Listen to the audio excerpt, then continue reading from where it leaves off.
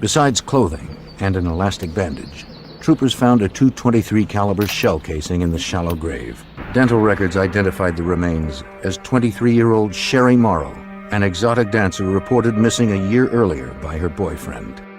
Her clothes matched the ones he reported her missing in, but her good luck charm, the gold arrowhead pendant she never took off, was gone. In the year following the discovery of Sherry Morrow's body, more women began turning up. It's a sad truth that finding bodies in the Alaskan wilderness wasn't all that unusual. During new road construction on September 2nd, 1983, a crew unearthed human skeletal remains not far from where Sherry Morrow's body had been found 1 year earlier. The remains were identified as 17-year-old Paula Goulding, an out-of-work secretary who had moved to Alaska from Hawaii. Like Sherry Morrow, she had taken a job as an exotic dancer to make ends meet. And like Sherry Morrow, a .223 caliber cartridge was found at the site. 2 bodies had been found, but now troopers believed there were more. They began to revisit missing persons reports. Many of those reported missing were exotic dancers, but in Alaska, their disappearance was not unusual. Statutorily, if you're an adult, you have a right to be missing.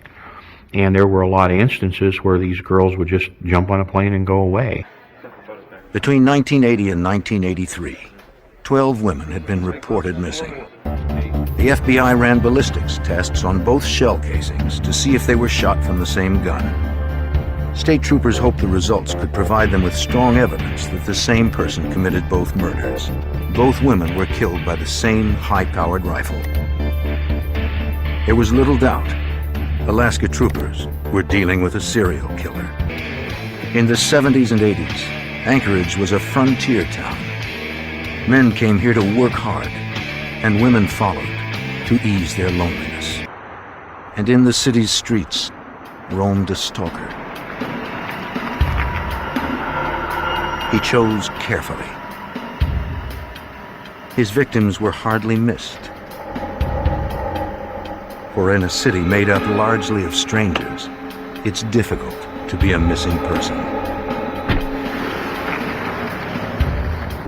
But disappearances weren't the only crimes being reported. On the early morning of June 13th, 1983, Cindy Paulson, age 17, ran down an Anchorage highway. She was partially dressed and in handcuffs. She managed to flag down a passing truck. She was running for her life. The motorist dropped her off at her motel apartment. The desk clerk had called the Anchorage police. Miss Paulson? An officer removed her handcuffs and tried to calm her. You all right? Paulson, the prostitute, told Baker that she picked up a trick the night before. She described him as wiry, scruffy, about 6 feet tall, with glasses and a stutter. He was not the kind of person she thought of as threatening.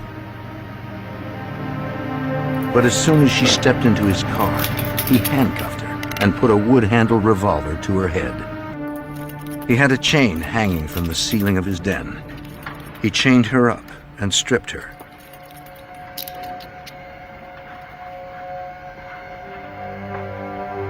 And there she was tortured and raped repeatedly for hours.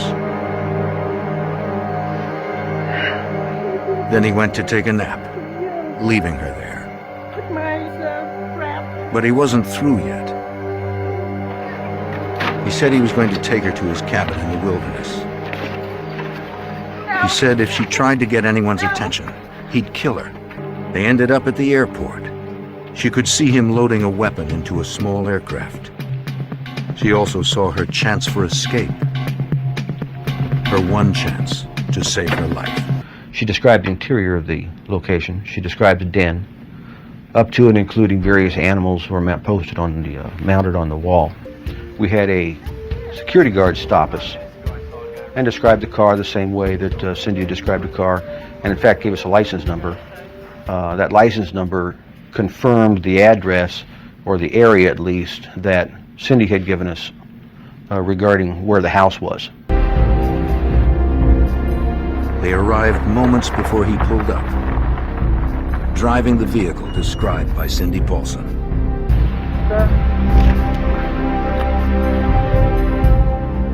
According to the motor vehicle records, the car that Cindy Paulson was abducted in belonged to Robert Hansen, a baker in Anchorage. He said he was at a friend's house from 5 p.m. to 11:30 p.m., repairing a seat for his airplane. Afterward, he went to the home of another friend and stayed until around 5:30 that morning. Then he went to the airport and installed the seat. Again, his home was exactly as Paulson had described. That only proved she'd been in the house, not that Hansen had raped and tortured her there. They could find no evidence of that. They did notice a loose-fitting wall panel. Behind it, they found a collection of weapons, but that wasn't surprising. Hansen's car appeared equally clean. Anchorage police found nothing in his car that fit Paulson's story. Those alibis were corroborated and verified, and Mr. Hansen was released after a consent search of his house. Paulson, still shaken from her ordeal, was able to pick Hansen's picture out of a photo lineup. But when given the chance to take a lie detector test, she refused. I found out because the alibis were corroborated and because they had a problem with Cindy Paulson appearing and disappearing, and of course her lifestyle left a lot to be desired, that the case had been suspended at the Anchorage Police Department. Police had gathered no solid evidence linking her story to Robert Hansen. Robert Hansen, the most likely suspect in the abduction and rape of Cindy Paulson, had been released for a lack of solid evidence. Officer Baker was still curious. A little digging revealed that Hansen's criminal history was extensive. 12 years earlier, in 1971, he'd been arrested twice for kidnapping, rape, and assault with a deadly weapon. Baker couldn't bring this information to his supervisor. The Paulson case had been officially suspended, and Baker was bucking authority. Paulson's testimony, along with Hansen's police record from Anchorage, made him a prime suspect in the state case. They were both dealing with the same maniac. Robert Hansen was their best suspect. I think everybody was looking at him real seriously because he made a good suspect when you looked into him. He had a pretty extensive criminal background, including some sexual assaults. The only problem was the proof. They knew only that 3 women were dead and 12 were missing. Out there lurked a serial killer. Troopers needed to catch him before he killed again. The troopers contacted the FBI to see if the Bureau could work up an analysis of the Anchorage killer. They hoped the profile would sharpen the investigation and bring overlooked clues to light. The FBI profile pointed to Robert Hansen, but the depths of Douglas's insight were about to be known. Upon Van Clausen's return, troopers studied the files. The records showed that Hansen had spent 3 years in a reformatory for setting fire to his old high school's bus garage. Based on their work with previous killers, the FBI profilers said the killer would have a history of arson. The profile painted the killer as a social misfit. Hansen's court-ordered psychiatric reports from his days at the reformatory bore this out. His stutter was a social barrier that undermined his self-confidence. Whenever he tried to assert himself, he'd be slapped down. I have a lot of work to do, or I'm gonna call security on you. In 1967, he moved to Alaska to start a new life, and for better hunting. 3 years after moving there, his record showed he was arrested for the attempted rape of a young receptionist at gunpoint. As soon as the man got to Alaska, he was involved in theft cases, he was involved in abductions, he had psychiatric evaluations showing him to be really unstable and having all kinds of weird sexual fantasies and the rest. True to the profile, Hansen seemed a respectable citizen, so the courts were lenient. In one case, he claimed to have memory lapses and was given psychiatric treatment and 5 years in a work release program. He abducted one of his early victims outside a coffee shop, took her to a cabin in the wilderness, and raped her at gunpoint. While troopers zeroed in on Hansen, they spread out to search for more victims in the Knik River area, where 3 bodies had been found. Despite the compelling FBI profile and the past police records, troopers lacked anything tangible to link Hansen to the killings. His police records were too stale, the evidence too circumstantial to hold any weight in a court of law. But in the hopes of strengthening their case and establishing a pattern of behavior, investigators searched for another of Hansen's victims from years earlier, whose experience matched Paulson's. I had gotten a call from Alaska asking if I would like to maybe help with a conviction for Mr. Hansen. The troopers felt confident they were on the right track. They didn't have enough to prove that Hansen was a serial killer. According to Anchorage Police Officer Greg Baker, Hansen knew that authorities were onto something. To obtain a warrant, investigators needed to list specific items they believed to be in the house. They knew to look for the gun that Cindy Paulson described, and the one that fired the bullets found in the graves of Sherry Morrow and Paula Goulding. That wasn't enough. They needed a home run. The affidavit swelled to 48 pages. The judge granted 8 search warrants for Hansen's property. Now, they just needed Hansen. Robert Hansen. Alaskan face sir. Can you step away from your car? When asked to come in for questioning, he didn't resist. The interrogation room was ready for him. The goal was to keep him off balance, hoping to elicit a confession and avoid a lengthy legal case. Ask him questions in a way that would prompt more discussion. He's trying to search us out. What do we know? So I could see his game plan was to kind of find out what we knew and play off of that. And my game plan, of course, is to find out what he knew. The troopers were extra cautious, videotaping the entire procedure. What they were looking for could be anywhere, even in plain sight. He didn't tell authorities anything they didn't already know. He spoke of his painful upbringing, his strict family, his anger.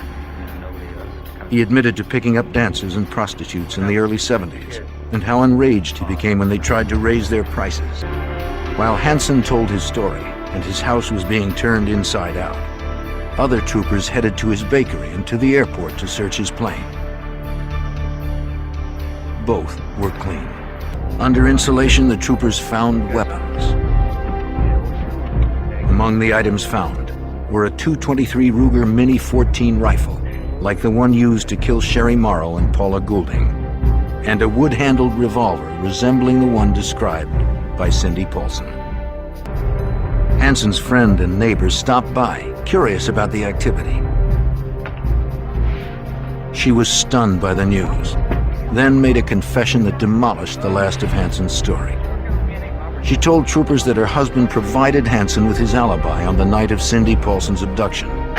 He'd lied to protect his friend, not realizing how serious Hansen's charges were. The husband later called police and retracted his statement. As the search continued, the troopers found the most incriminating evidence so far. Every small business faces hurdles, but a cash flow crunch shouldn't hold you back. Introducing Revenued, your partner in business funding reimagined for today's entrepreneur. Experience a streamlined application, approval in minutes, and flexible funding. Evidence that Douglas knew had to be there somewhere. They found Sherry Morrow's necklace and other personal property belonging to the dead or missing women. Bail was set at $500,000. Investigators now had time to build their case against Hansen as a serial killer. 3 points on the map found in his bedroom matched the locations of bodies recovered by the troopers. Another X marked the location of a body recovered by Seward police years earlier. The remaining X's presumably marked the graves of more victims, dozens of them. Finally, it was time to confess. Time for Hansen to cut a deal. Hansen said he would confess to the murders that could be proven, as long as the trial was given no publicity and that his family be left alone. He demanded that he be imprisoned outside of Alaska when the trial was over. In exchange for only 4 convictions, he agreed to show the troopers where more bodies were buried. In his confession, Hansen described how he would take his victims into the woods and hunt them as prey. Over the dozen years that he lived in Alaska, he'd raped more than 30 women and developed many strategies for capturing them. His habit was to toy with his prey before he made the kill. When he was done with them, he'd dispose of them in the wilderness. On February 27, 1984, Robert Hansen was convicted of murdering 4 women and sentenced to 461 years plus life with no chance of parole. Investigators will never know how